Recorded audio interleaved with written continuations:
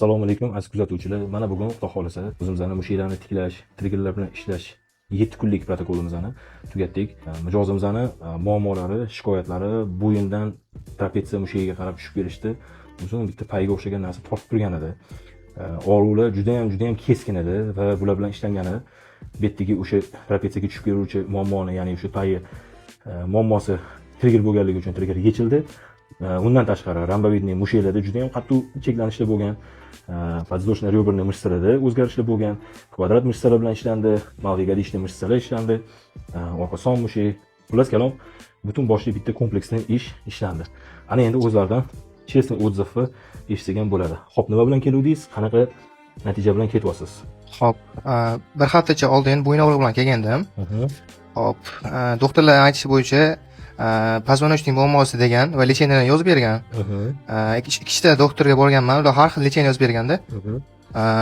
Почти foydasi bo'lmagan. O'sha nevrologik muammolardagi beriladigan ukollarning hammasini olganman.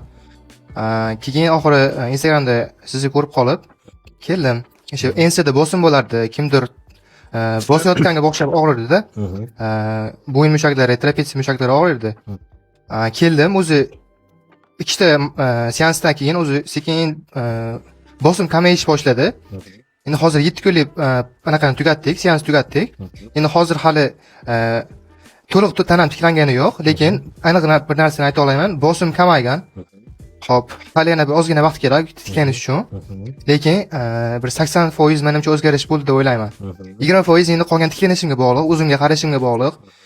Okam aytgan mashqlarni qilib, o'zimga qarab yursam, xudo xolisa yaxshi tiklanib, yana ham 100% tiklanaman. Atak foydasi bo'ldi. Mushakda ekan muammo. Doktorlar aytmagan menga bu narsani. Yo bilmagan, yo aytmagan. Shunaqa 5-6 oydan beri qiynalardim. Sizga rahmat aka, yaxshi foydasi bo'ldi aka. Xo'p, endi qarang. Siz hozir mana davolanishdan tashqari yana nimalar olib ketyapsiz o'zingiz bilan birga? Qancha ma'lumotlar berildi? Tana bo'yicha nima olib ketyapsiz qani? Shu mushaklarimiz haqida ma'lumot oldim. O'zimizga qaramasak qanaqa holatga tushishi mumkin? Qanaqangaligi shamollashga moyil bo'lar ekan tanamiz, mushaklarimiz. Uni biz bilmas ekanmiz. Xo'p, har bitta mushakni akam tushuntirib berdilar. Ishlashlarni, funksiyasini.